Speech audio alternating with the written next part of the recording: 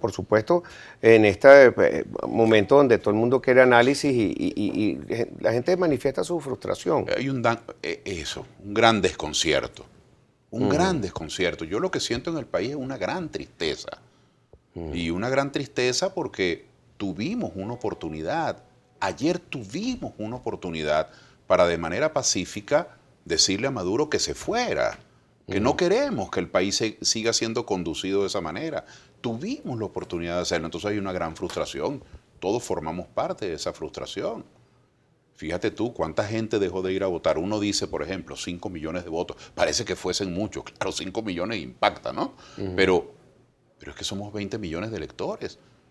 Es decir, más de 10 millones de personas, 11 millones de personas no fueron a votar.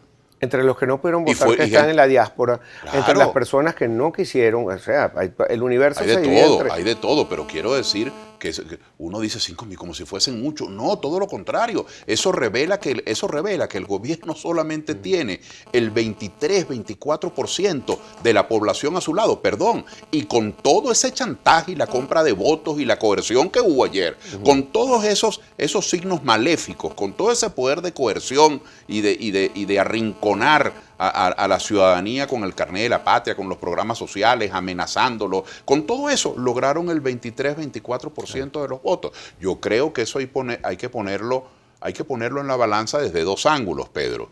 Primero, el gobierno, este gobierno, tiene que entender que no puede seguir analizando Venezuela en términos de ellos y nosotros. Simplemente tiene que comenzar, bien sea por la presión popular que estamos obligados a ejercer, bien sea porque los sectores críticos del chavismo. Yo veía a Reinaldo Quijada haciendo campaña, un hombre honesto, un hombre que cree en el proceso, pero que siente que Maduro ha traicionado todos esos lineamientos. Yo veía chavistas de la base que vinieron a votar por Falcón porque querían protestar los desmanes del gobierno de Maduro. Entonces, no es que los reclamos de cambio son solamente de la oposición, de quienes habíamos votado por Capriles o por Rosales, es que los reclamos de cambio son de todo el país. Claro, entonces el gobierno tiene que cambiar, pero también tiene que haber cambios en la oposición. Claro, porque cruzados de brazos no vamos a salir nunca del gobierno. Sea una oportunidad de que la oposición se una. Tenemos al frente 6 años y pico, porque no sabemos cuándo se toma. Yo creo que esa es nuestra obligación. Ahora, cuando se plantea la unión, cuando se plantea el entendimiento, cuando se plantea la unidad, cualquiera que sea la categoría que usted tome, Pedro, cuando usted plantea eso, es unión entre quiénes, unión entre diversos, unión entre distintos, porque a veces hay discusiones un poco, en mi juicio, medio banales, de gente que dice, pero ¿cómo me voy a entender con ese si piensa distinto? Es que con ese que te tienes que entender, porque con quien piensa igual a ti no hay ningún entendimiento, simplemente hay ya una solidaridad mecánica. Entonces tenemos que hacer un gran esfuerzo, no solo para entendernos, quienes en este momento tuvimos posiciones distintas, unos promovieron la abstención, otros promovimos el voto, unos promovieron a Bertucci, otros promovieron a Falcón. Me quedan 3 minutos. Bueno, solo digo eso, estamos obligados a entendernos, pero también con ese chavismo crítico, con ese que sienten que Maduro se apartó, es decir, que el país está yendo por un abismo.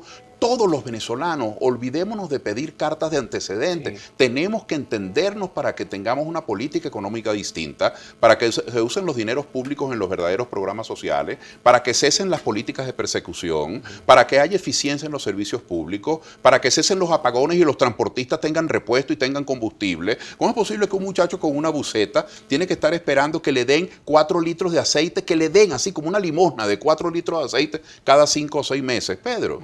Mira, una o sea, no es solamente el CLAP, hay un CLAP también para los transportistas. Sí, por favor, Estados Unidos impuso sanciones hoy, el propio Donald Trump, y son sanciones que van a ir hasta el negocio petrolero.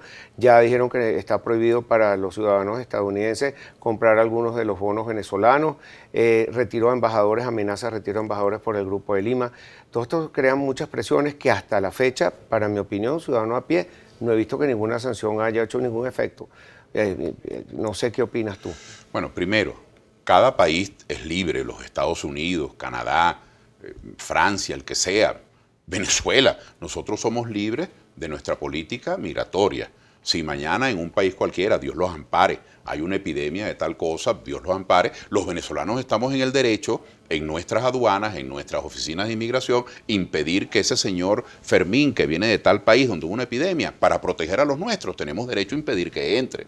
Hay países que impiden, y están en su derecho, que traficantes de drogas y violadores de derechos humanos y gente corrompida entre a su país a contaminar el sistema financiero. Están en su derecho. Las sanciones a quienes delinquen son una cosa, pero cuando las sanciones comienzan a pasarse de la raya. Fíjate que hubo venezolanos que tenían que hacer diligencias, Pedro, en Panamá, tenían familiares enfermos, tenían obligaciones laborales y hubo una semana, 15 días que no pudieron ir porque los panameños le pusieron sanciones a los venezolanos, no podía la línea, y el gobierno de Maduro torpemente también le puso sanciones a la línea aérea Copa.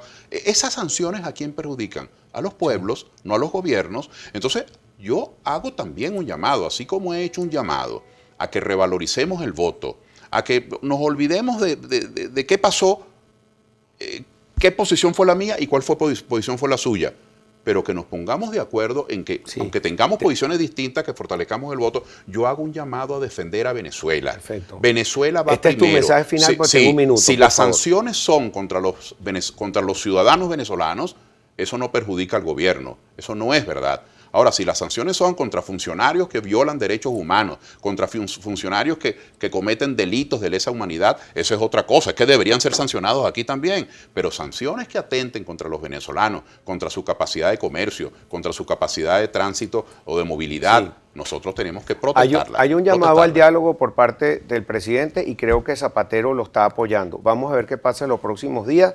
No va a ser la última vez que en esta casa cantas, Claudio. Gracias por estar aquí con nosotros. Gracias, acompañado de Daniel, tu hijo, que la próxima vez también lo vamos a poner a hablar. Escribió un artículo que recorrió las redes y se hizo también viral. Así que muchas gracias por estar con nosotros. Bueno, me despido de ustedes. Gracias por ese hashtag de Claudio con todo que se hizo viral.